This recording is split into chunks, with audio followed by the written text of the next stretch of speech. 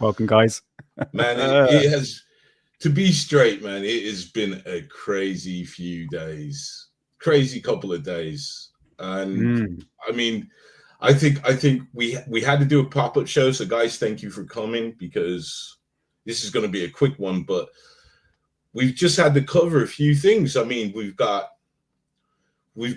what was discovered or believed to be discovered now, because we've got to show both sides of the coin under the pyramids, and man, it is mind-blowing.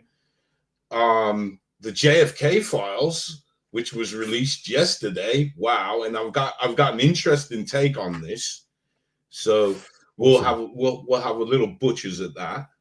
And we've got Lieutenant Commander Alex Dietrich joining us. No, not really.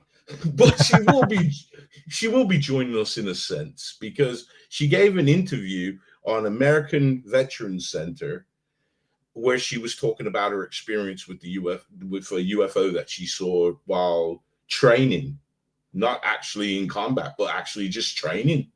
She saw you, so I thought it would be a cool little thing to listen to. So you guys, sweet.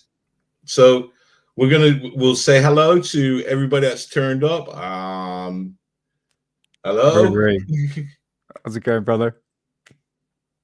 I'm trying to catch up here. So Mark Jeffries, how you doing? Chills Deluxe, always a pleasure to see you here, man. Thank you so much. How's it going? John Stokes, I know you're out there saying hello to everyone, but hello to you, John. Evening, John. Y'all are moving too fast. My favorite, Corbell's cat. Corbell's cat. I mean, you're my favorite. I shouldn't say pick one out. I just love the names. Corbell's cat. I mean, I'm missing my Irish friend. That always makes me giggle. Here we go.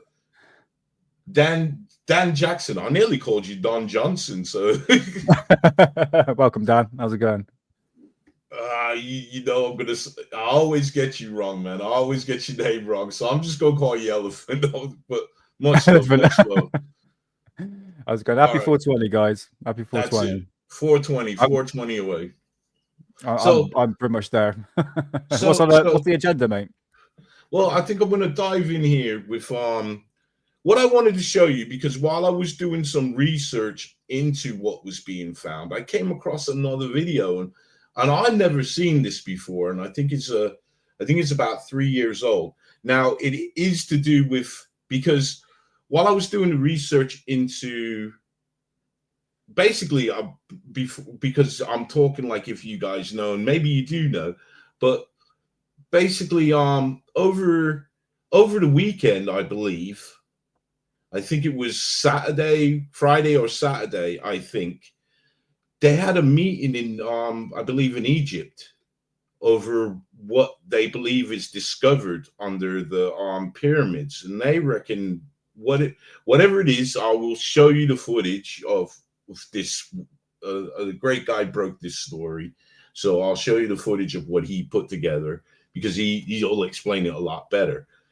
But basically, there are structures, and they believe they're mechanical in nature, that go as far down as 1.2 miles into the earth under the pyramids. So if this is true, this is going to blow a hell of a lot of archaeology, ancient theories. This is going to blow it out of the water. And then it's going to look like people like myself, who have been talking about what Tesla said about these being possible power plants. And I've always said, because I agree with Tesla, and I've always said that these pyramids, the Egyptians never built them.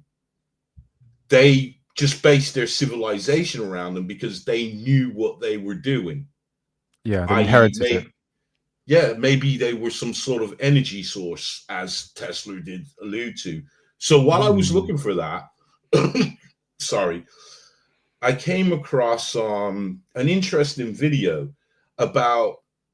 I came across two things that really blew my mind. So the first thing that I came across was an article, I believe, that was published back in 1936, where they were talking about possible an underground city that is beneath the pyramids. Now, this was published. I didn't grab it because what's going on with my camera? It's like, hold on a second. Let me try and fix this. It's the lighting, mate. I think that's the problem.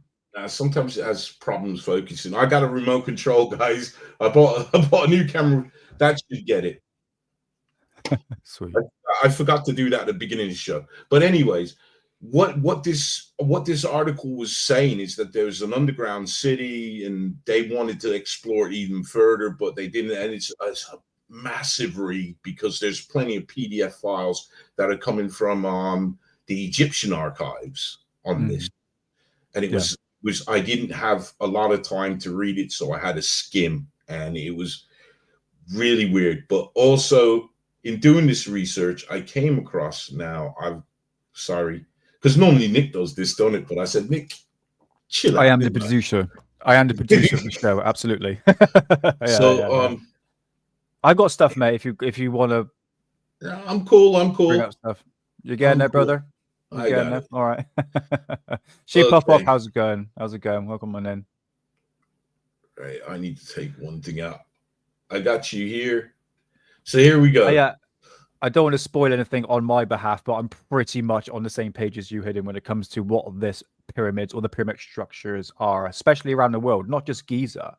So it'd be interesting to see if further excavations. Well, it's not excavation, isn't it? I think it's laser, isn't it? What's the name of it? It's like ultra scan. It's a scar. It's called a scar scan.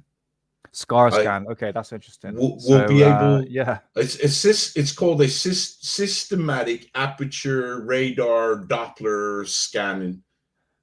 So it would be interesting. Well, I'm not 420 though. I think we need to. So, but anyways, so on this video that I found, they were talking about secret passageways that they have discovered. Not discovered, but it's known it's there. But the government doesn't want people to go in there. Secret chambers. But this has to do with the Sphinx. And I thought, I've never seen this before, never even heard about this. So I was a bit amazed, and I just wanted to share it with you. Yeah, go for it. So there you go. There we go. Get it up. Should anything from our ancient past be kept hidden from the public? However, the never-before-seen photos and video that I'm going to share with you will prove that we, the general public, have not been shown everything that there is to know. You see, the Great Sphinx of Giza, Egypt has long been subject of debate, with many theories suggesting that there are perhaps secret tunnels and chambers located within and under this mysterious ancient archaeological site. Between legends of a so-called Hall of Records or the modern scientific data which has identified possible chambers that are under and within the Sphinx, and even this notable off-limits passage located at the back end of the monument, which has long generated intense desire by many to know what's down there. You see, it was discovered and excavated in the 1970s by world-renowned Egyptologists Zahi Hawass and Mark Lehner. In fact, real quick, you have to see this short clip about it. It began with an old worker who remembered a secret tunnel in the Sphinx's rump. They removed a single stone from just to the left of the Sphinx's tail. His asshole, sorry. And sure enough, we saw this passage going down in and under the Sphinx. They descended into the shaft. Of course, we didn't know where it was going to go. And so 3 weeks I spent down in the darkness underneath the Great Sphinx. We search it everywhere, but there is nothing hidden underneath. So just to clarify, they spent an entire 3 weeks excavating an empty tunnel. So this is the part where things get weird, because you should know that these still images from the clip you just saw are quite literally the only examples of this tunnel that have been ever made available to the public. And notice that they do not show where that tunnel goes, and in fact, we see nothing more than the entrance of the tunnel itself. But not only that, the original 16-page report on the excavation of this tunnel only includes these pictures and illustrations that you're seeing here. This is it, and half of them are from outside of the Sphinx. But so what? I mean, they assured us that there's nothing down there anyways, right? We search it everywhere, but there is nothing hidden underneath. Whoa, wait a second. What was that last part he said? But there is nothing hidden underneath. Nothing hidden underneath. Underneath. Nothing hidden underneath. Well, those words are about to become quite interesting, especially the underneath part. Now, I can neither confirm nor deny where these photos or videos I'm about to share with you came from, but I can say with absolute truth that no, this is not me, and no, I did not take any of the photos or videos that you're about to see, nor was I in the country of Egypt when they were taken. However, a few brave and cunning men took great risk to climb down into the back end of the Sphinx at a moment when the overseeing Egyptian authorities were preoccupied. These gentlemen only had a few seconds before they were ultimately caught. However, the photos and short video clips successfully made it out. So first things first, let me play the 2 video clips before I show you the photos, as the video clips will set the stage for what the pictures are going to reveal to all of us. I'm not putting that up. I was going to say, no, probably not. Best not, mate.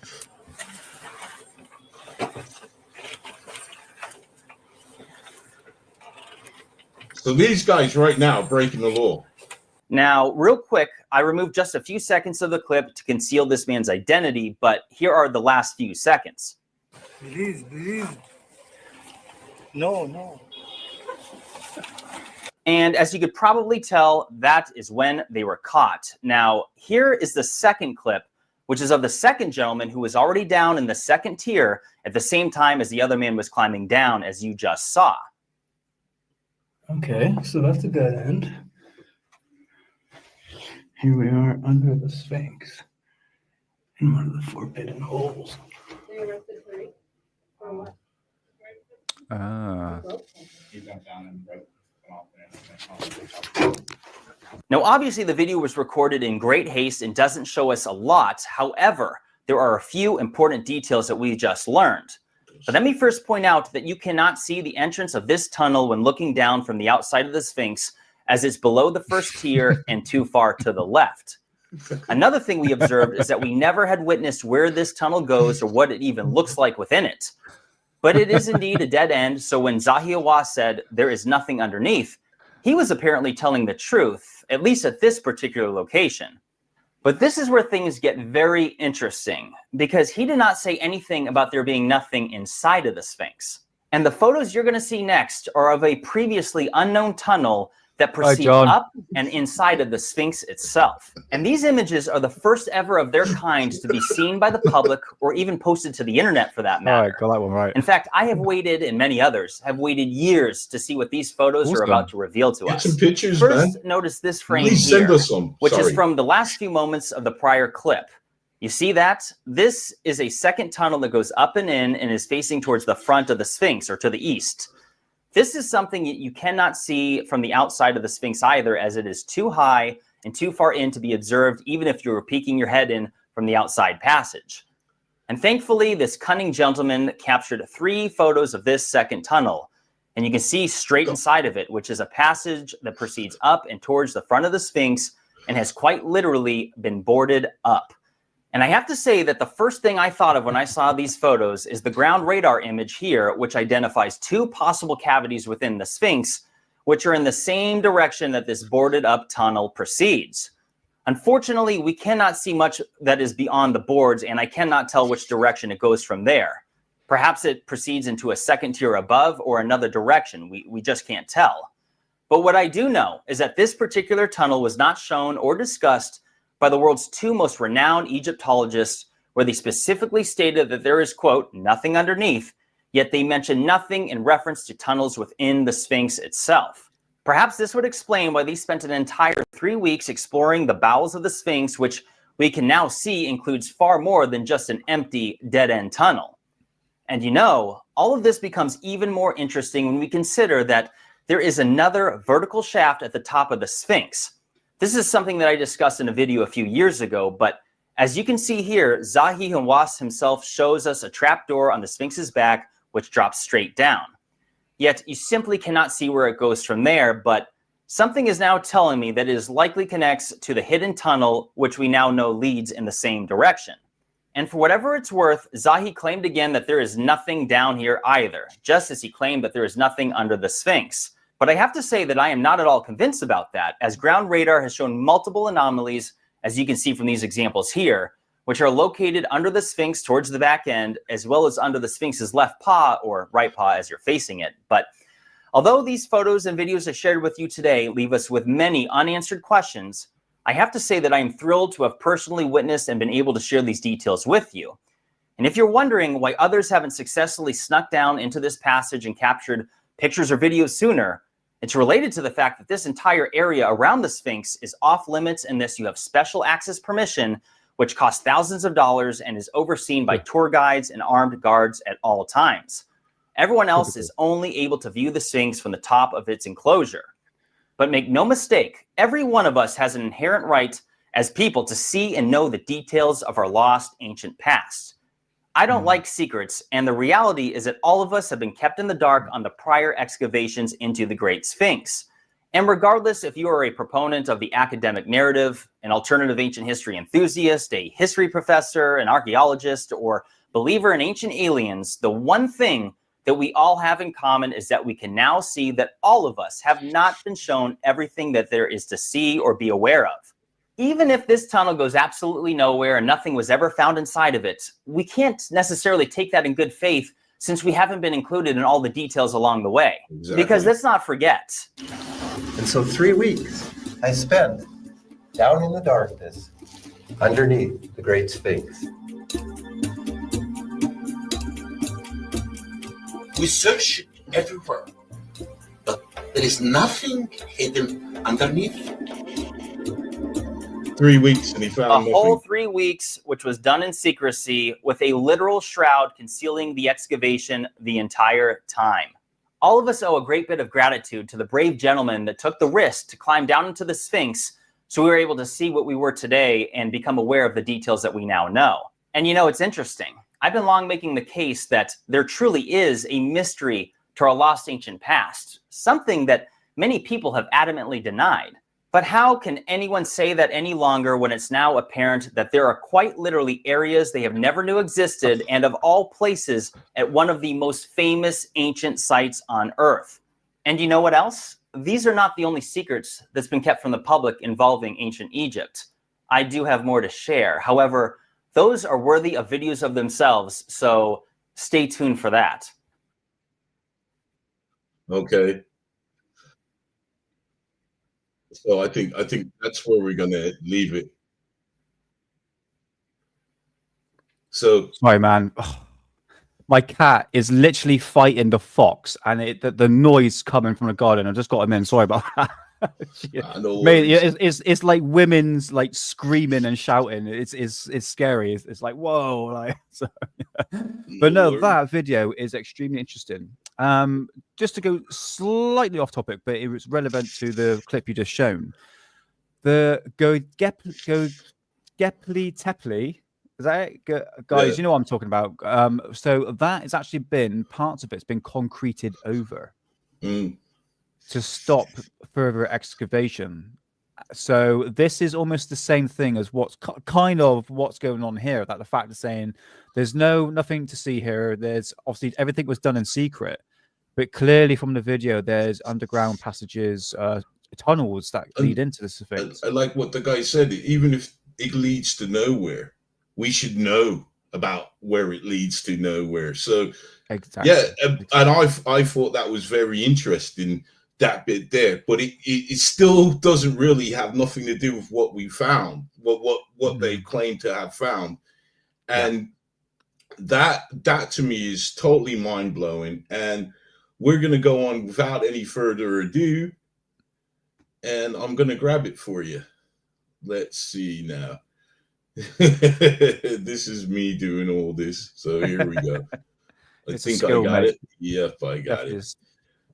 Okay, where are we at? Oh, But what's our going on? history is definitely being, I'll say, rewritten and changed. But we're not. History is a lie. We all know that, guys. And in any aspect of history, like even like World War II, is that history is written by the winners, so to speak. But what part are you going to believe in and what part are you going to dismiss? It's all down to like certain researchers. I mean, like if something is mega is like this is truth, then it's going to rewrite history. It is totally going to rewrite history. Yeah, But but our history would never be rewritten, mate. You know, they're trying to cover it up because they don't want to. Everything's been written for. Since you're a kid, you've been bombarded that the fact we came from apes. There's a certain philosophy that's going along with it. So they don't want to say, oh, there's an advanced civilization or perhaps advanced civilization going back before the pyramids, before ancient Egypt. They're going to declassify any of that because it's all secret. And it's clearly a prime example of what's happening with the Sphinx. Oh my god, mate! I 420 so hard at the moment. I can't. Sphinx. Is that how you say it? Sphinx. That's it. Yeah. Yeah. So again, you ain't going to get the truth about anything about our history, especially previous history. And this is what Graham Hancock's been banging on about. It says, look, there is something to be said here. Well, we're getting some truths here at the Hidden Underbelly. Now, this story was broke by Greg Reese. And he's over, he has his whatever you want to call it, website. It's called the Reese Report. Okay. And so we're gonna let's have a butchers at this because I don't want to play his intro. I'm gonna try and get that out because you get copyright, brother. Maybe copywritten. Yeah. We don't want to do this. Okay. Have I got it up yet? No, I haven't. Here we go. No, so guys, this is a video. It's only like 4 minutes long, but man, it's pretty crazy stuff. Let's do it. Oh, I need to put the sound on. Involved in radar and remote sensing research with the University of Strathclyde, Corrado Malanga from the University of Pisa, and Filippo Biondi, involved in radar and remote sensing research with the University of Strathclyde, published peer-reviewed research in 2022 via MDPI entitled Synthetic Aperture Radar Doppler Tomography reveals details of undiscovered high-resolution internal structure of the Great Pyramid of Giza. Their research was conducted using SAR data, synthetic aperture radar, along with proprietary software developed by Filippo Biondi that transforms the radar signals into phononic information, which allows for the detection of millimetric vibrations. This cutting-edge technology is capable of revealing underground structures invisible to traditional methods and revealed internal structures never seen before. Having established their expertise in using SAR to explore pyramid structures non-invasively, a recent press release on their current project was released last Saturday. This March 15th press release summarized the key findings in the team's research of the second largest pyramid of the Giza Plateau, known as the Khafre Pyramid. And what they found was astonishing. The analysis of dozens of tomographic SAR images obtained from different angles enabled the 3D reconstruction of inside the pyramid of Khafre and deep beneath the surface of the plateau. Near the base of the pyramid, 5 identical structures are seen, connected by geometric pathways. Inside each of these are 5 horizontal levels and a sloping roof. Below these 5 structures are 8 cylindrical structures, which appear to be vertical wells, hollow inside, and surrounded by descending spiral pathways. These 8 vertically aligned cylindrical structures, arranged in 2 parallel rows from north to south, descend to a depth of 648 meters, where they all merge into 2 large cubic structures, measuring approximately 80 meters per side. The entire structure extends approximately 2 kilometers beneath the surface and extends beneath all 3 pyramids of the Giza Plateau complex. Mainstream Egyptology tells us that the Giza pyramids were tombs for pharaohs Khufu, Khafre, and Menkaure, and that they were built around 2500 BC using ramps, sledges, and levers. But the redundant mathematics in their construction, which include pi, the golden ratio, and the speed of light, along with the testimony of today's expert architects, suggests that the official story does not hold up. The massive underground structure revealed by the recent SAR data shows what appears to be a mechanical or functional system, and this has been hypothesized in the past. Nikola Tesla believed that the pyramids could harness Earth's natural frequencies. This arguably inspired his experiments in wireless energy transmission and scalar waves. In the Giza power plant, Christopher Dunn argued that the Great Pyramid was a power-generating machine using resonant and acoustic forces to convert mechanical stress into electricity. In the Giza Death Star, Joseph Farrell proposed that the Great Pyramid of Giza was a weapon of mass destruction using a type of physics that he calls paleophysics to focus energy as a scalar weapon. The cylindrical wells could be conduits for energy or sound waves, and the cubic structures might serve as energy storage or stabilization units, akin to components in a large-scale weapon or generator. And the detection of vibrations in the pyramid's internal structures reflects all of these ideas. The Khafre project hopes to plan an excavation in order to discover more about this underground structure, but history shows that this will be very difficult to get approval for. Greg Reese reported. That's amazing, isn't it? I mean, this brings a whole new level of perspective about the pyramids. Because I was, I'm a big fan of Joseph P. Farrell. Got 2 of his books here talking about the bell on Alien Alex show. The thing is with Joseph P. Farrell, as he was mentioned in this clip here, that he tries to break things down, and that is what he's done with various things like the Bell Project. He breaks things down to understand how this thing worked, and it's the same for the pyramids. Okay, yeah, this is it. It's what he's basically saying is it's almost like some sort of energy weapon, and it's using coils and hold on, I'm going to say this right because I screwed this up. Keep it up hidden. Magnetism. Magnetism. Don't start, mate. It would naturally be using, and this is what we all theorized, is that it would be able to generate power from the ley lines, the natural Earth magnetic. Yeah. Sorry, carry on, mate. So, well, that's basically it, and that goes to show what Tesla was talking about, because Tesla also said that those pyramids are a lot older than what we're being told.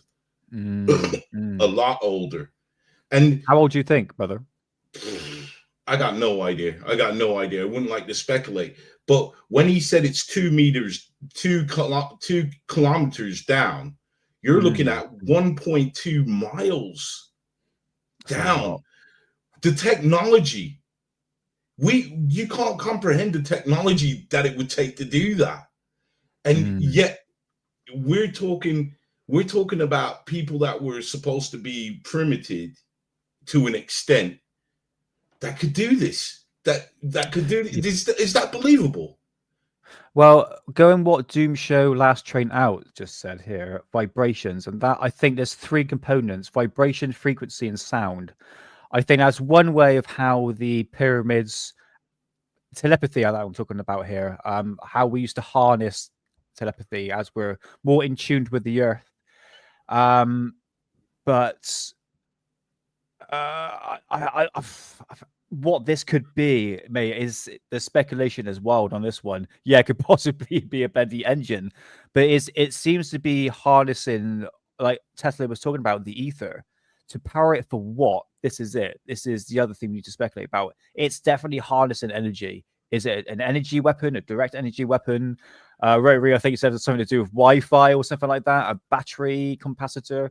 It's so many different things, but it's definitely something, mate. It could have powered like the whole city. You think about that. If there could have been like a bit like what Cairo is at the moment with, you know, if you look next to the pyramids, it's got this whole brand new city that they built. It might have been like that, but a bit like the Mummy. Remember the Mummy back in 1999, the opening scene where it's all glamorous with CGI, like, you know, I mean, if you're a big fan of the Mummy, you understand what we're talking about. But that whole civilization with these fantastic buildings is a bit like Rome back in the day, how the architecture was like, a bit like that. So who knows, man? But how they managed to build those holes, I don't know. But they probably got Phil Schneider to do it. But yeah, this is immensely fascinating stuff. Well, I believe it was Doom Show. I'm not going to say your whole name, but I believe you mentioned Thope. Now, Thope had an interesting take. I think I touched on it on the last live show that we did. My computer's doing. Hold on. It's trippy, mate. It's trippy. I think. Are you sure that's not some sort of effect? Because that looks like something like rave, mate. You're in a rave. But Thope touched on it. I'm just going to leave it. What the hell? I think it's trying to focus on my screen. That's what I think it's doing. Anyways, what Thope alluded to, if you remember the story rightly, is he said he built the pyramid. Now that's very interesting in itself. The pyramids. That's very interesting in himself because Thope is an alien. All points Thope is an alien. He came from Mars. So, but when in his writings, he also said that when he came from Mars, he went to Atlantis, and Atlantis had technology beyond belief. So, are we just rediscovering the tech that was here already? And that will be quite interesting. But the big thing is, are they going to get permission to excavate? Are they going to get permission to look at this? And even if they do, will it be handed out to the public? Will we get to know? And that is the big thing. This is the thing, mate. You think, where are they going to get the money from? Okay, it's going to be from universities. Where do universities get the money from? It'd be some sort of government-funded project, I would imagine. I wouldn't imagine military. That would be really suspicious. But you think it's going to come from some sort of university, so to speak. They're going to tell you anything. They are not going to tell you anything. The whole perspective that the pyramids, let's just go by, it was to harness energy to power a massive, like, you could say like a nuclear power plant, so to speak. That perspective ain't going to be put into the public's eye to say that these pyramids, because since I was a kid, I was taught that the pyramids were built for the pharaohs. And it's like, now you're talking about flipping nuclear power plants. The perspective is, it just seems to be impossible if we're going back 10,000s of years, you know, how old the pyramids have been built. Like I said, I think they've been a lot older than it is. I just don't think the archaeologists can actually grasp that. They can't grasp Graham Hancock's theory. Do you think they're going to grasp this theory that the fact this could be some sort of bloody energy generator? I don't think so, mate. So how they're going to, if they do get the permission to go ahead and excavate and do further investigation, might go ahead, but you ain't going to get told the truth. We're living in that day and age, mate. Me and you, we've been down the block long enough. You know how these things have worked. You know what it's like. See, I personally don't think.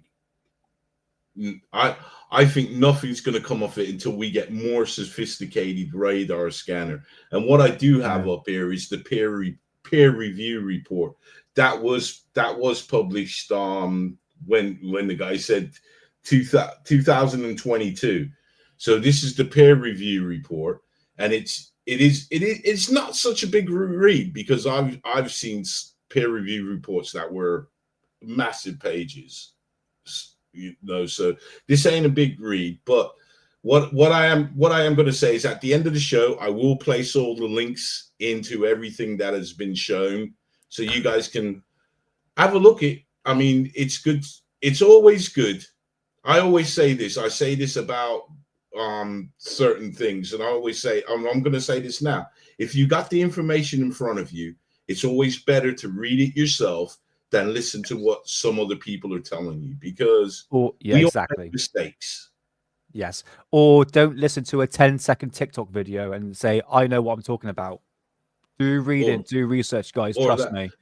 So all this is here. I mean, it's showing you if you got the understanding, it's showing you the waves. There's even mathematical equations, which will lose me because I was never the brightest pencil in the block.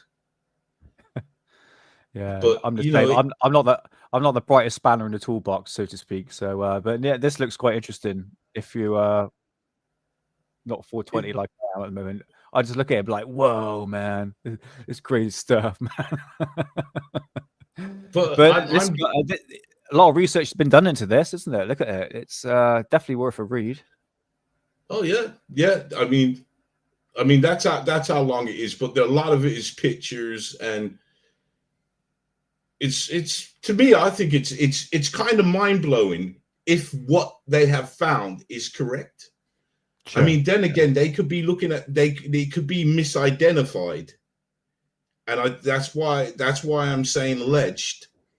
Until we dig a hole and we can see exactly what's there, then it's alleged. But it's still quite fascinating, and there it is. There's the end of the peer review. So you can see it's not such a big read, but it might prove quite fascinating. Yeah. So that's good stuff, mate. Yeah, nice find. That's awesome. So all the links will be I will put them in at the end of the show. I know. So, man, I think something like this will rewrite history. It will rewrite history. And I hope that many people can remember this and say, well, look, wait a second, what about these structures? Because remember, they are just over 1.2 miles underground. That's pretty deep, man. That's pretty deep. Yeah. Considering what they're saying, the Egyptians did this. They dug a hole. They not just one hole, but several holes that connected, and it's on one block. And they're theorizing it's some sort of mechanical machinery. Yeah, and it's like we just need to like back up a little bit and like, okay, first of all, how did they dig the hole? Before we speculate what this thing could be, is like, how the hell did they manage to like burrow all the way down? It just makes no sense. Like the whole concept of them did it with bloody chisel and a hammer, and it took 20 years. Oh, please, you know what I mean? Just absolute nonsense. So I think we're moving along to the next craziness is I believe the J.F.K files. Now, I have posted a link, so you guys, if you want to go over to, they renamed it. I just noticed that it used to be called the community section. Now it's just called post. Post, yeah. But if you go into the community post section on my channel, you will see I posted 2 links. Now, the first link, hold on. So sorry, Hidden. The people in chat, could you or have you done a lot of research into the JFK files? I've just loosely gone around it. I'm trying not to rely on AI, because that is, I think, okay, it has its benefits, but it's kind of a cheating way to find the answers for. But I like to read the documents myself. It's got the documents you can read for yourself. Your documents you can read for yourself. But I in my, not in my infinite wisdom, but in my wisdom, I would say this. I was on Reddit, and a really cool cat out on Reddit, he decided to put the FBI files into AI, namely Chat GPT. Yeah. And basically what ChatGPT did was summarize all of the documents, because there are loads. There are loads. I'll tell you what. Let me just.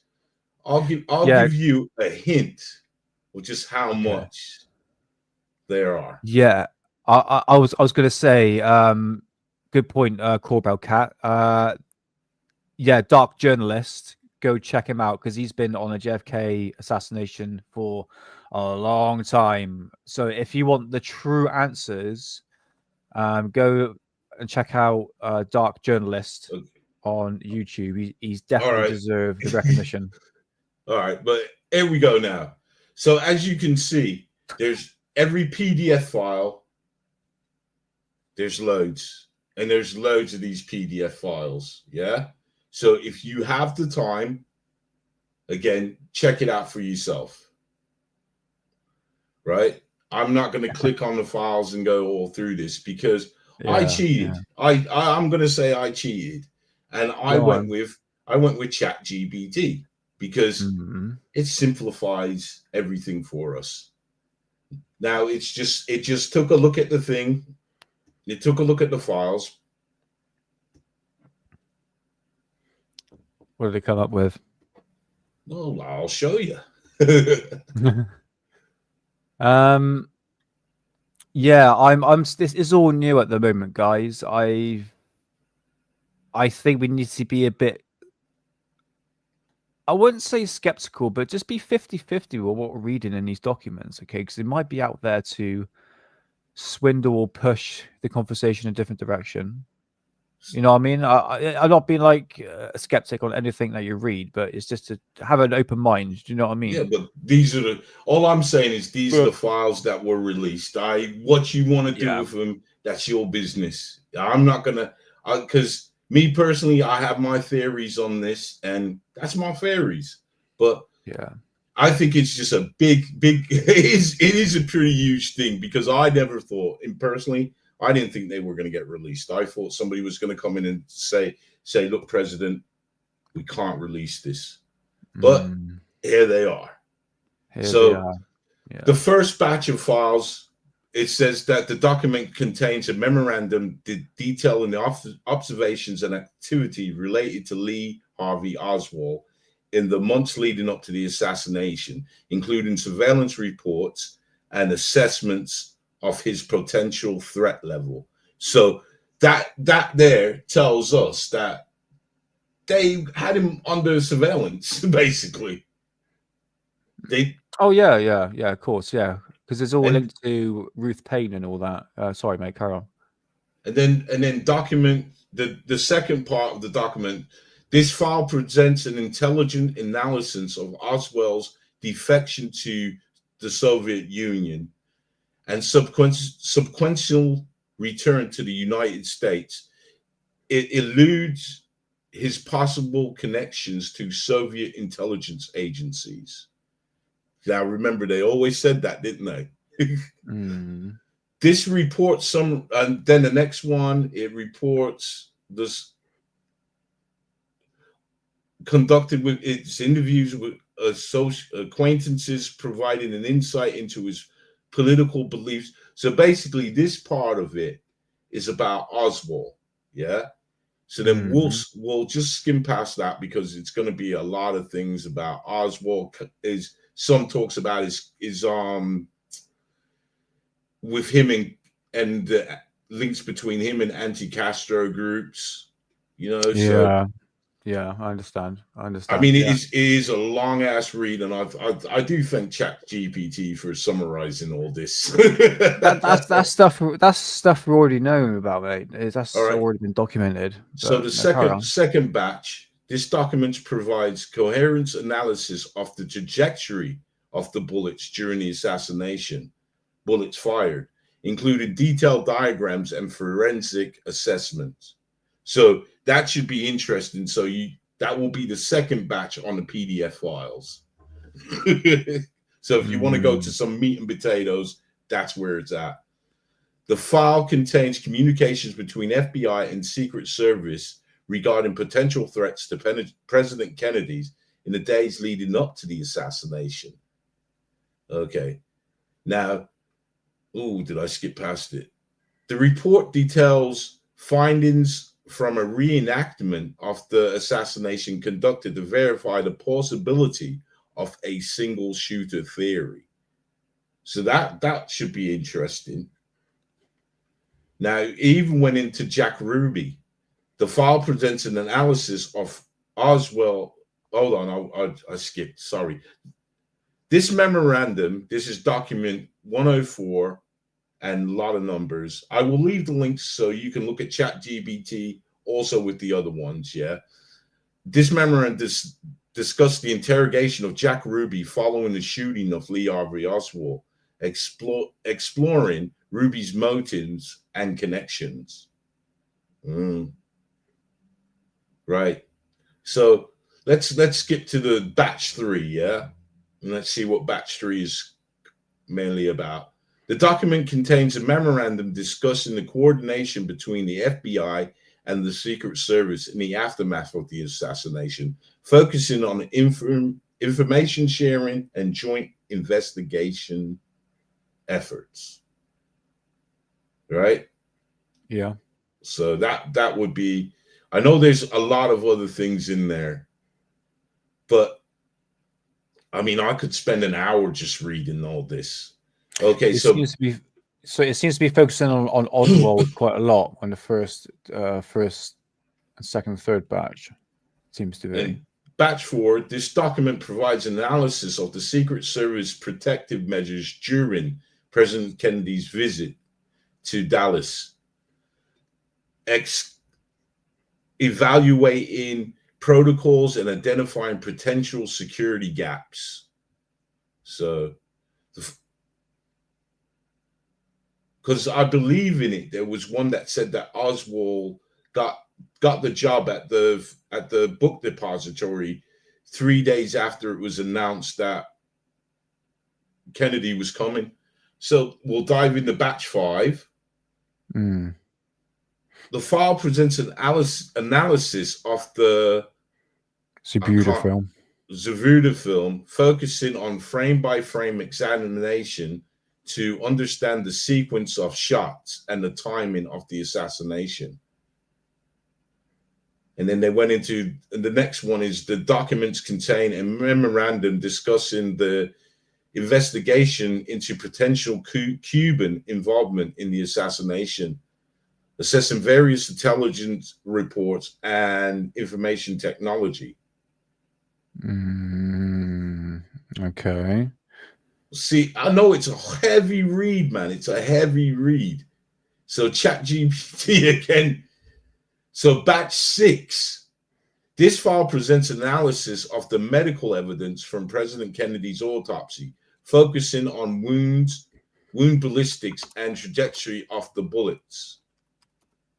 I'm sorry, I can't see what's going on in chat because I'm in here reading this directly. So that's all right, keep an eye on it. We're going here. Batch 7. This document provides detailed analysis of the forensic evidence relating to the assassination, including ballistic reports and autopsy findings. But it is a lot about Oswald. As you can see, his name is popping up quite a lot in this. Okay, so we'll go to batch 8. Document provides details of forensic evidence. Oh, that's the same thing. There must be so many of them. All right, we're at 9. It's still the same. Document provides detailed. Batch 10. It's still the same. It's all about the forensics. Unless ChatGPT just decided, you know what, I'm gonna repeat myself, and no one's gonna pay attention because it looks like it's repeated itself. It is. I'm gonna be honest. I've just put a summary here in Grok. Okay, let's just use Grok, and I put in what is the summary of the recent JFK files 2025, and it's got a list here. Because apparently Grok is better than ChatGPT, so I've heard, to find new information. So I could bring up a summary here, mate, if you wanted to, just to see what Brock says. All right, just let me finish reading this, because this Yeah, is go the for it. end bit of it. The No Warren, worries. all right, the single bullet theory. The Warren Commission's single bullet theory has been a subject of debate. The bullet, known as a CE-399, was found to have no thread serrations, no blood, no human tissue, and had lost only 1.5 of its original weight. Some argue that its relatively undamaged state is in coincidence with the injury that it supposedly caused. Okay, the next one is the neutron activation analysis, or NAA, suggests that the bullet fragment originated from 2 bullets. However, later studies questioned the validity of these conclusions, suggesting that the fragment could have come from 3 or more separate bullets, implying the possibility of multiple shooters. And the last one is rifle accuracy. Test on Oswald's gun, the rifle,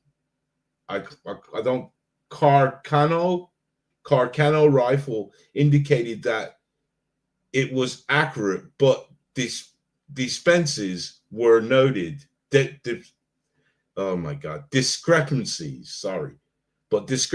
was noted regarding the slight alignment, which could have impacted shooting precision.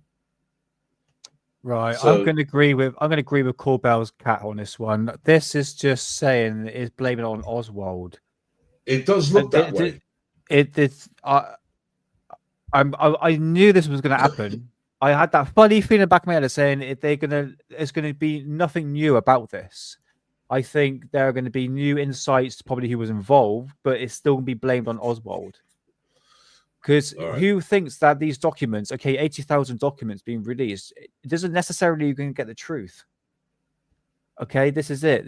You think you're going to get the all seeing, all being out of this. I really don't. I think we need to be really 50-50 on this one, guys. Don't get your hopes up. And the way, was it ChatGPT you used there, Hidden, for that one? Yeah, well, that's what the guy in Reddit used. So, I don't know, man. I don't know. There's some very fishy ties. I know, Hidden, you said not to mention channels and all that, but I just have to. You did say that, yeah, but I have to admit, if you do want a full analysis, truth, dark journalist, and that's it. That's the last time I'll say about it.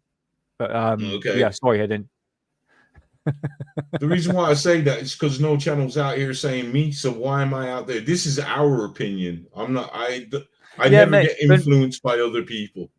I understand, mate, but at the same time, I've been following him for a long time, and he's on the money with everything. So I think people in chat deserve at least a channel to say, look, if you want full detail into this, go check him out. I mean, I'm not going to get butthurt over it because he doesn't mention our channel or anyone's channel. It's just I'd rather be honest with the chat and say, look, go check him out. That's it, because he's the only one that's going to be on the money with it. So let's leave it with that one. Indeed. Right. But anyways, I think sometimes people expect a bit too much from the government. And that's all I always say. Now, the files are there. I think, well, it's cool that they released it. I didn't think it was going to re-released, but wow, that's cool that they did release it. It is a lot to read. It is a lot to read, but I will put the links in the description box. Now, what did X's AI say? So, do you want to bring it up? I got ChatGPT or got X. What would you prefer? Do you go ChatGPT? Let's do this because I already did ChatGPT. So let's see what Elon Musk is going to say. More half truths. Okay, roll up. There we are. Right. Okay, so it says here, let's just go through the key points here of the release. So what I put in here, what is the summary of the recent J.F.K. files 2025? Based on available evidence, here is a summary of the recent J.F.K. files released in 2025. Blah blah blah blah blah blah. So yeah, 80,000 pages being released from the assassination. Okay, so let's go through key points. Okay, key points of the release. Oswald's role. The files largely reinforce the official narrative that Lee Harvey Oswald acted alone with no definitive evidence of the border conspiracies emerging. However, they provide more detail on his activities, include his trip to Mexico City weeks before the assassination, where he visits the Soviet and Cuban embassies. Apologies. Really And awesome. was surveyed by the CIA. CIA insights from here. New details reveal that the extent of the CIA monitoring of Oswald, tensions between Kennedy and the agency, and propaganda operations linked into the assassination. Some files suggest the CIA withheld information from the FBI. Through this is framed as possible negligence rather than complicity. 2 more things to go. Additional records. The FBI uncovered 2,400 previous unrecognized records added to the historical content. These include mentions of potential mafia ties. Oh, God, here we go. Cuban exile connections and speculation about secret services lapse or vice presidents. Lyndon B. Johnson. Knowledge through these remains unproven theories. Right, last one. Limitations. Despite the volume, historians and experts note that no smoking gun alters the core understanding of the event. Some documents remain partly redacted or excluded. I said that was going to happen. And the release is seen as filed in detail rather than rewriting history. Last little bit. Public and scholarly reactions vary, with some express disappointment over the lack of bombshell revelations, whilst others value the enriched historical picture. These files are accessible online, blah blah blah blah blah. Once again, it is a nothing burger. I think I think we're not going to get the answers we're looking for. If we're going by what we've had by ChatGPT and what you've mentioned here, Hidden, and what I've read here, it seems to point Lee Harvey Oswald, more focusing on him than anything, which is the complete opposite than what people were saying about the assassination. We wanted to find out more what's happening with the CIA, more involvement with what they were going to be doing. Yeah, okay, they're surveying Oswald. We all bloody knew that. This is nothing new information. This is... the one I would have liked to have seen as well was the Martin Luther King, because his assassination was really strange. But very strange.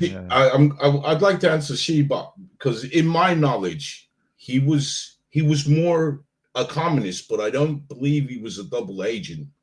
But then again, he could have been, because he was on their radar. But then again, they could have had him picked out to set up as the patsy all along, because when you're setting somebody up, you don't just pull somebody out of the crowd. You have them all in place.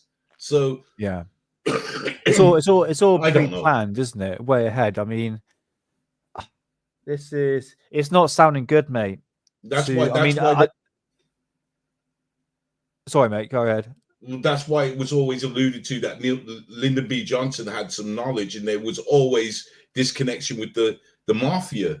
Indeed, should we say that? Yes, we'll say that. The Costa Nostra, because Jack Ruby, he was part of that little fraternity. The mafia. So wasn't he part of the FBI as well? He could have been. I think he could have been. Because you think about the whole scene. I mean, Secret Service was there with Oswald, and Ruby was allowed to waltz in with a gun, and you got that famous picture where Oswald kind of looked shocked. Yeah. That's the shot when he actually got hit by the bullet, isn't it? He was like shocked. He's just like, you let this guy close. You told me Yeah. I was going to get $1 million. But, Yeah. you know, I have my theories on that. Everybody has their theories on it. And sadly, I agree with you, Nick. I haven't read the files, and I'm going to have to state that I haven't read the files, and I don't think I'm going to read them because, according to what we're looking at, they're all pointing the finger at Oswald again. Oswald, yeah, mate. I tell you what, there's going to be so many people that's going to be on this case. Okay, so I just keep your eye out, guys. Honestly, there's people that's going to do their homework onto this, so we can just steal their content and talk about it later on, as we'll do. But no, I mean, I'm done with it. I'm done with it, and I'm literally done. Mate, it's not looking promising, isn't it? Well, what we've described so far is not looking anything bombshell related, isn't it? It's not looking good. I mean, I don't know what the files actually said because we gotta. I mean, as people, we have to look at the files and see what they say. And like you said, somebody will do that. And if there's anything interesting in it, they're gonna do a video. And if I mean, you're gonna cover somewhat of it on your show on Friday, aren't you? Yeah, I see what I can do. Yeah, if there's no bombshell, I will talk about it just briefly. But like I said, I'm not going to dedicate a whole episode onto it. More information might come until Friday, and I hope they will. But we shouldn't really rely on what ChatGPT and Grok is. But like me and Hidden says, go out. The documents are there. Go read it, guys. It's all there for you to read to your heart's content. You know what I mean? So it's a long one. It's a long read. It's a big read. And you always say, Hidden, stay human. Stay human. Don't you? I mean, if you want to, and look, AI, ChatGPT, Grok is a useful tool, guys. I've used it for our shows on Hidden Underbelly. You know, when we do our live shows, just to sort of point me in the right direction. I have to admit, it's good like that. But I don't think we should just rely on it again. No. But you know what I mean? It's common sense, isn't it? I think I look on it this way. Because somebody commented about the thumbnail and said that was a really nice thumbnail. And I told them AI did that for me. And I think AI's here. No matter how much we're going to sit there and want to bucket, it's here. So it's down to us, the individual, how we choose to use it. We can use it for information or this or that, or we can do dumb shit with it, basically. Yeah. But I think we'll move on from that because I think everybody's in agreement. The chat's in agreement. It's a nothing burger. I'm in agreement. It's a nothing burger. With Nick, Nick's saying it's a nothing burger. But still, it is a step forward with the government because maybe next they might release the Martin Luther King Jr. files and we can have a look at that. Right. Maybe we're gonna get nothing. Maybe just waited. But 70 years, brother. We'll see. And maybe, fingers crossed, they might release about the UFOs, even though they have been doing it for years. They might release it. So, hey, speaking of UFOs. Oh, my God. Speaking of UFOs now, we're going to go. And like I said, we had a special guest, and I kind of tricked you on that one. Because we've got an interview that was conducted by Lieutenant Commander Alex, and I might say her name wrong, but it's Alex Dietrich. Am I saying that right? Yeah. That's and it, this is coming from the American Veterans Center. They conducted an interview, and she was talking about a UFO she's seen. So I'm going to pull that up, and I think I'm going to play the whole interview because she goes into details and like reporting and stuff like that. And plus, I haven't seen the whole interview. So yeah, let's go for it. Let's have a look. But that's how I tend to operate.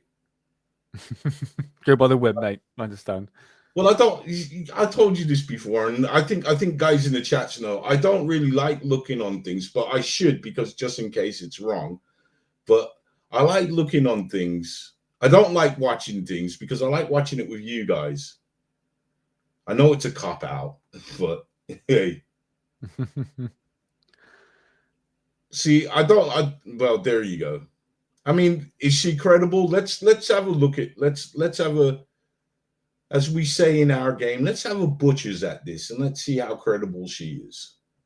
The controller expected us to see anything, and that they were as surprised as we were when we had this intercept, this rendezvous with something strange that to this day I cannot explain, I cannot identify, and it really wasn't clear how it was maneuvering in the way that it was moving. It was changing airspeed, it was changing direction, it was changing angles in a Very way that incredible. didn't make sense, and didn't adhere to our understanding of physics and gravity. And by definition, it's a unidentified flying object. UFO. Well done. When I was in high school, I had a college counselor who asked me to take a series of tests. All of my peers were getting ready to go to college and decide on their majors, and there was an expectation that we would go on to professional careers.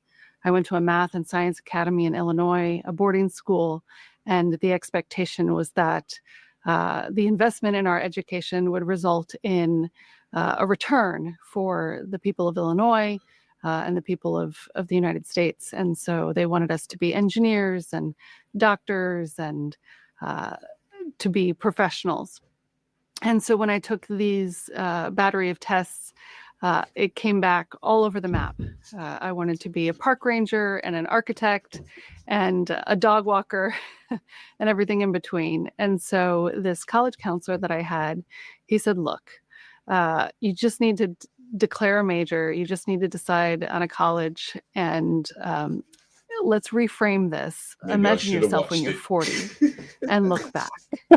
What do you want to have accomplished? What do you want to have done with your life to that point? And I said, Mr. Hernandez, this is a great exercise. All the 40-year-olds that I know are getting divorced. They're going through a midlife crisis. They're switching careers. He said, no, that's not what I meant. But I said, no, this is actually a really good exercise. So I had a moment of clarity that I wanted to go and have an adventure. I wanted to travel the world, and I wanted to do something that I could only do when I was young. And I had the physical strength and the eyesight for it. And so that's what led to pursuing a path through ROTC in college to graduate and commission as a naval aviator, going to flight school in May of 2001. So when I graduated and commissioned in May of 2001, I was selfish. I was self-centered. I was getting ready to go off on this big personal adventure. I wanted to travel the world. I wanted to do things that were exciting and interesting for me. And so I went down to Pensacola, Florida for our initial, it's called API, Aviation Pre-Flight Indoctrination. It's ground school. And so they teach you navigation. They teach you about engine systems. They teach you about weather. But you're sitting in a classroom and you're reading books and you're taking tests.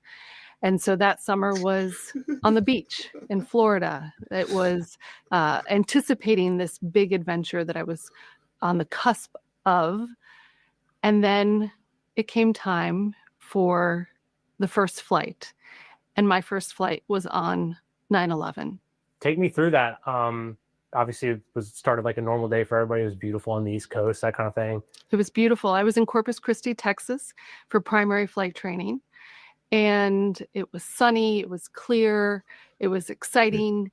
I have a selfie in front of the aircraft, the T-34 Turbo Mentor, the little prop planes that we flew. And I had gone through the simulators and I had gone through the checklists and I was ready. I was excited. And again, I was very selfish. I was very self-centered that this was the beginning of my adventure and that I was going to do something cool. I was going to do something interesting. I was going to do something fun. Rodriguez is going to sign her up for a movie. And everything changed in that day, in that moment. It was a paradigm shift. And I realized that it's not about me and that I'm a part of something bigger than myself. And so in that moment and in the immediate aftermath, as we all tried to make sense of what was happening, I do that, and mate. what it meant for us as newly commissioned ensigns, I had taken an oath. I had raised my right hand and sworn to support the Constitution, to defend the Constitution, and I needed to figure out what that meant. And I went back and I reflected on that oath and saw it in a new light and had to figure out how I was going to contribute in a meaningful way. So then I went through the intermediate and advanced training in Kingsville, Texas, and from there was winged and went to the F-18 Super guys. Hornet Fleet Replacement Squadron. From How there, long I is went to VFA 41, About 20 Black minutes. Aces, first to fight, first to strike, and was deployed But on the USS it's Nimitz good in a way in because support we're of getting troops her on the ground in background. Iraq and Afghanistan Sure. for the global war on terror. So doing 2 combat deployments with that squadron in 2005 and I won't, brother. 2007. Don't worry. So I won't. let's go back to 2004, flying around off the coast of San Diego. Paint that picture for before we get into the actual Tic Tac story. Like, why are our aviators down there? What are they doing around there? So we have again this just incredible advantage of having the resources and the space, the ranges, and the ability to go out and do this extensive training before any of our operations. And so in November of 2004, I was with the VFA 41 Black Aces flying off the USS Nimitz, and we were in a pre-deployment workup phase. So we were getting ready to go on our deployment that following spring, and we were training, we were practicing, just as you do in sports. We were scrimmaging against each other, setting up plays and running them, and then debriefing, watching the tapes and seeing what we could do better, how we could fine tune, whether it was our maneuvers, whether it was our operations around the ship. The launch and recovery of aircraft is highly technical and calibrated to make sure that we're really efficient with it. You know, we launched and we were flying out on just a normal average day, expecting to run our maneuvers and then come back and recover and do it again later that evening and the next day, just in this cycle of preparedness that we were in. And so we were surprised when we got a call after launch and a vector away from our pre-planned, pre-briefed airspace. So before you launch, you agree on a rendezvous point and cap points where, you know, I'm sorry, scrimmage, my bad. you say, okay, blue will set up over here and red will set up over here, and we'll run at each other and do our fight and then reset to the caps. And so we were doing our administrative phase of flight. We were checking our fuel state. We were doing other checks on our systems and taking sips of water and getting ourselves ready to get into this this practice mode when we got a vector to go over to a different piece of airspace in the general vicinity and check out a real world contact. And I don't think that the controller expected us to see anything, and that they were as surprised as we were when we had this intercept, this rendezvous, or a merge with something strange that to this day I cannot explain, I cannot identify, and so by definition, it's a unidentified flying object. Take me through coming up on this object. What did you see first John. that made you go, Welcome back. what the heck is that? So I was new to the squadron. I was a lieutenant junior grade and on the wing of the commanding officer, Commander David Fravor. He had a senior lieutenant in his backseat, and I had a department head, a lieutenant commander in my backseat. So I was hanging on, trying to make sure that I didn't make any gaffes or goofs, and trying to just be a good wingman, which means keeping sight of your lead, not hitting them, not getting lost, and showing up as the support that you need to be. So as we came to the merge plot, which is where the radar points, come together on the scope, we've transitioned our scan to outside. Instead of looking at our instruments, looking and scanning the horizon and scanning around. And so amongst the four of us, somebody shouted out, "Hey, look in the water!" And when I looked down, I saw a strange churning in the water. So it's my fault. There was a It's right, mate. otherwise calm We're having a laugh. ocean, and then this bit of white water that was churning with no apparent source. So it didn't seem to be a vessel or anything there. And if it hadn't been for that white water, and I don't know if it's related, but if it hadn't been for that as an anchor point for my tally, I don't think that I would have picked up the actual UFO itself, because that flew very close to it. And from there, I saw this strange thing that we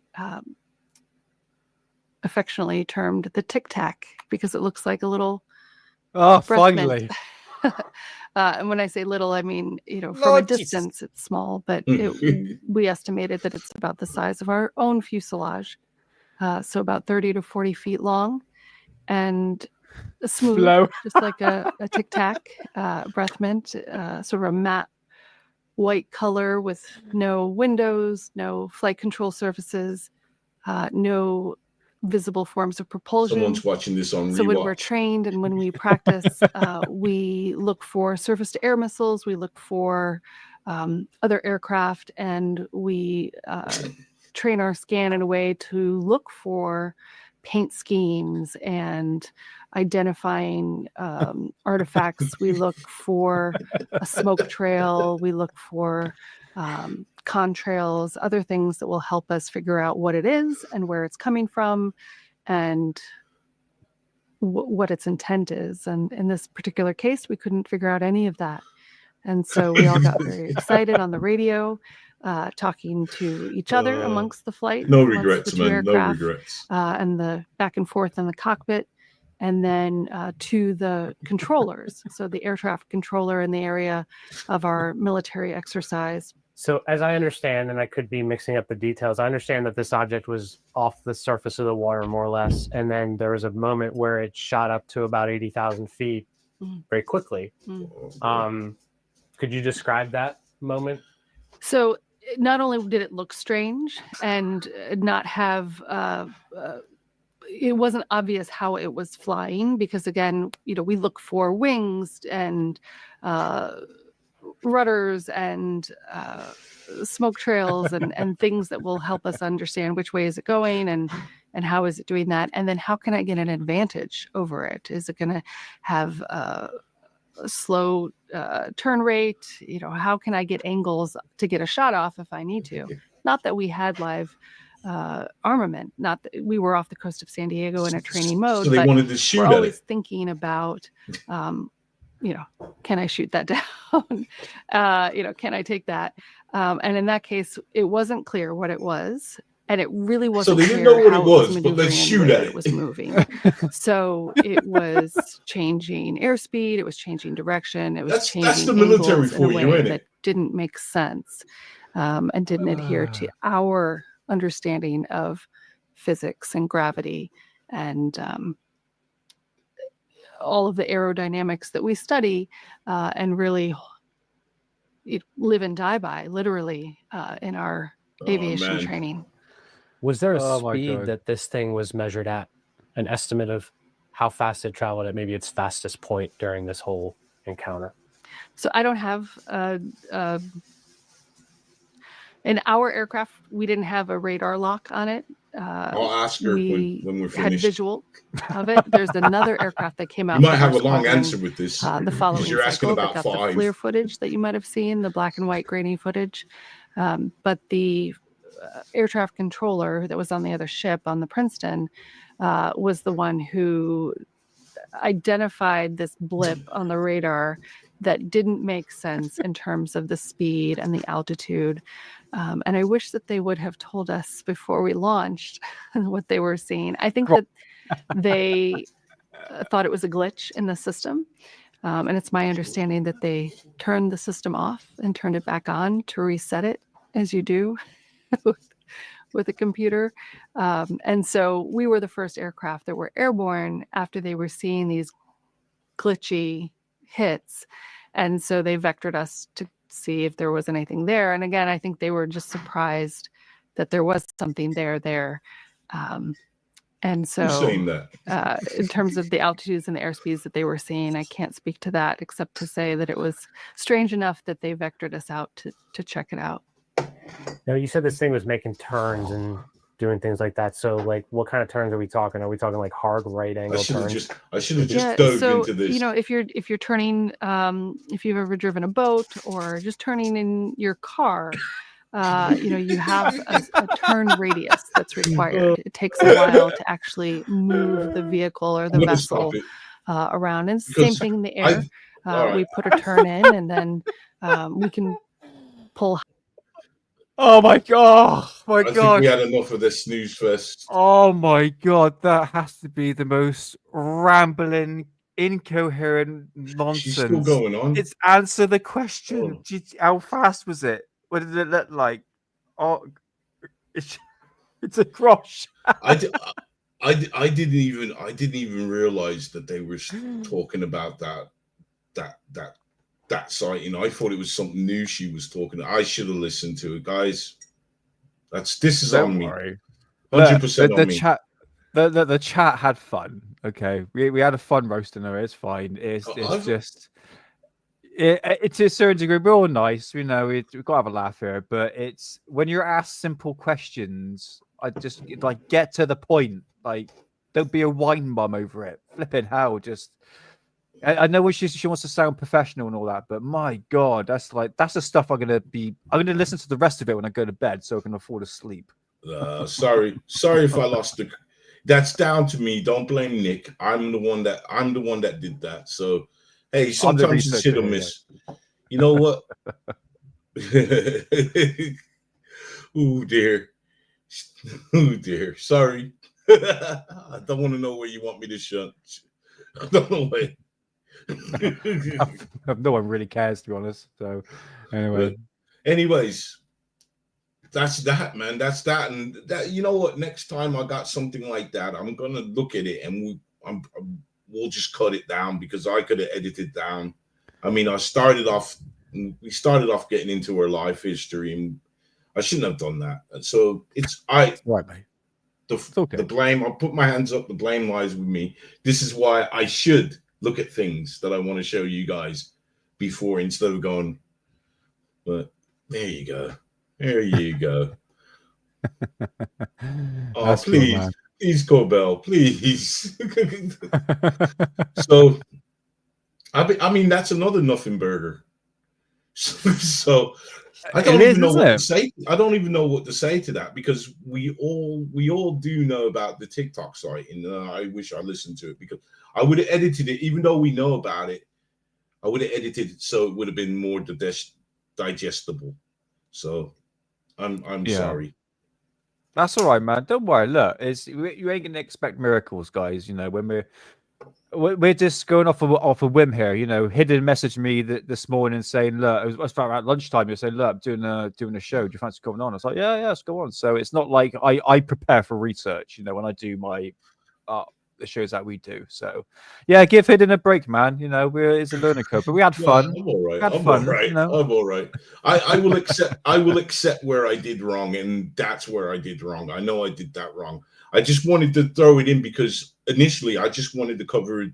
Well, I wanted to talk about the two things, the JFK files and what was discovered under Egypt, because I think, you know what, this is bugging me.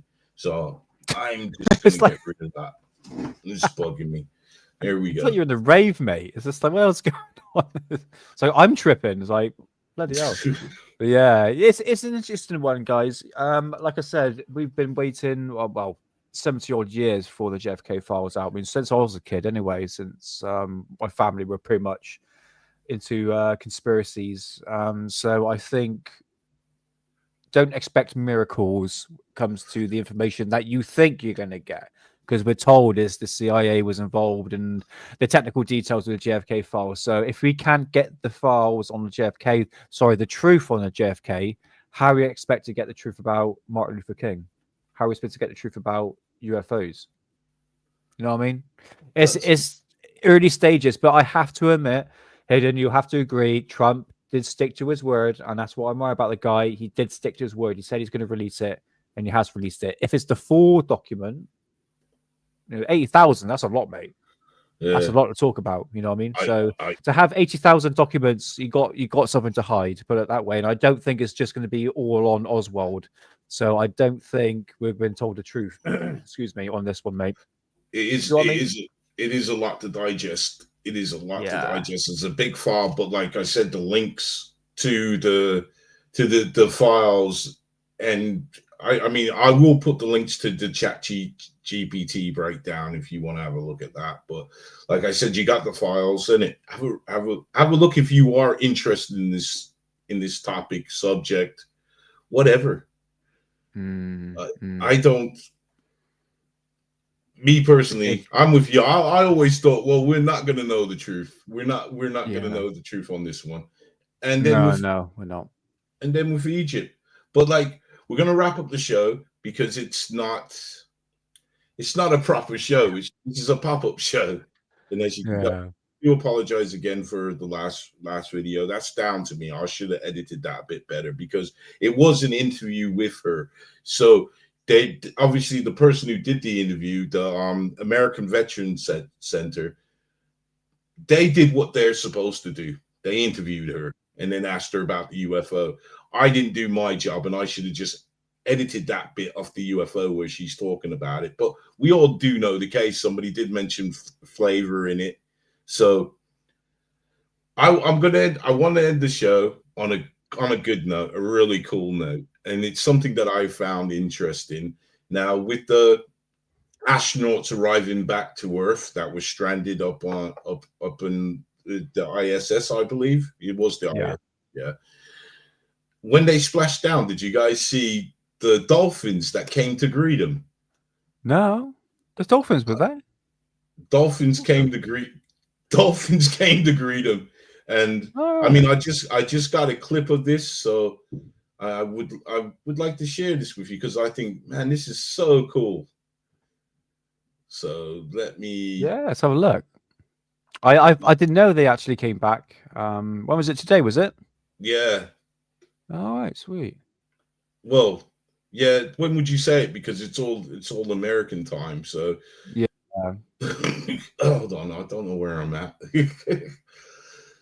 So here's when the pod landed. I'm sorry, it's not the best quality footage, but you'll see the dolphins swimming around the pod. So here. Crew 9 exit the capsule here shortly once they get hoisted onto the recovery vessel Megan. We can see that vessel slowly but surely closing the distance there between dolphin cam back again. We can see that the Dragon capsule and the recovery vessel, that distance is closing. Again, this is Crew 9 exit the capsule here shortly once they get hoisted onto the recovery vessel Megan. We can see that recovery vessel slowly but surely closing the distance there between dolphin cam back again. We can see that the Dragon capsule vessel, that distance is closing.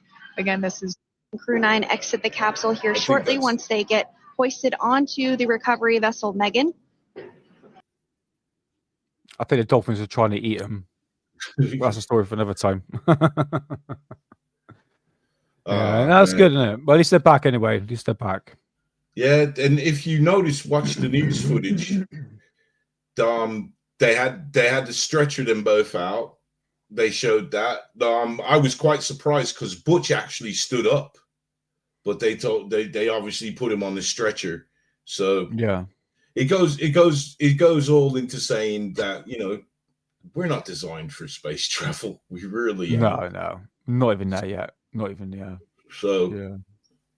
But thank you for turning up. I mean, I think I don't know about you. Would you? I think that also we should just play one. Should we watch that thing about Under Egypt again and leave it with that? Because I think that's something that we need to have in our heads, to keep asking the questions. We as the general public keep asking. We want to know what you're going to find. When is this going to happen? Let us know.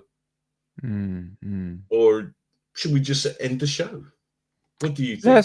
Let's end the show. It's up to you, mate. It's entirely up to you, mate. I don't mind. No, I'm not going to play the lady again. I'm not going to play the lady again. Defo not. Sorry. And I do say I'm sorry. People think you think, I don't know. Maybe Musk has got some trained dolphins, because it's not outside the realms of fiction or fact. Because weren't they back in the days trying to train dolphins and put like little bombs on their heads so they could go up to ships and connect the bombs to the ships? But I believe the dolphins weren't doing what they wanted them to do. I can remember a little story about that. But anyways, I think we'll just end the show. And in the description box at the end of the show, I'm going to put in the links. Give me about half an hour and the links will be there. And yes, even the links will be, I know, even link for the lady, Miss Dietrich, will be there. Yeah, that's what I mean. That's what I mean. But dolphins are everywhere. I know. I that's what I know. But anyways, man, thank you guys for joining us on this pop-up live show. We will be back next Wednesday for our show. Any insights on what it should be, Nick? Or because I don't know. I did mention about the excuse me, Rendlesham Forest. I'm not too sure. I'll keep you posted, Hidden, and then you can let the chat know. I'm not too sure. Not too sure, guys. I'll think of something. I'll think. All right, and I will be here with my usual nonsense. No, trust me. It's been good. Yes, thank you. And next time I will definitely check out what I'm showing you before. So you guys won't have a snooze fest. So yeah, thanks everyone. It's been a pleasure as always. And yeah, we'll see you next Wednesday. And obviously not plugging other people's show, but you can plug my show. Alien Alex on Friday. I'm going to be looking into the hidden symbolisms behind the music industry. That's one thing I'm going to be doing. So yeah, it should be an interesting show. That's on Friday. So there we go. Yes, so man, thank you guys for turning up. And again, let's keep pounding at these things, because I 100%, I'm sorry. J.F.K. files, me. What do you think? Me. But the Egyptian stuff. The Egyptian yeah. Now that's what I want to know more about. So during my searching for footage, and I mean, really, the footage has been awful out there. I mean, did you see the UFOs over England? Mate, I've seen so much ridiculous stuff, honestly, mate. I'm not surprised. To me, that was the one they were talking about, and I didn't understand why they're talking about it. I mean, it was filmed over a military base. They looked like flares. They acted like flares. So I guess that own adjective, if it walks like a duck and it quacks like a duck, then it's a duck. Yeah. So it has been, it's been the usual suspects I've been seeing. I've been seeing balloons. I've been seeing Starlink. Yeah, again, I know, mate. I know what it's like. I understand. Yeah, but we're still on the search. So I am out there working. I mean, again, check out X, Facebook, and if you got Discord, please come over and have a giggle over there, because we've been having a laugh with the memes. So that's it, man. I think that's it. So good night, everyone, and good night. Thank you for turning up. So until next time, stay blessed, and most importantly, keep safe.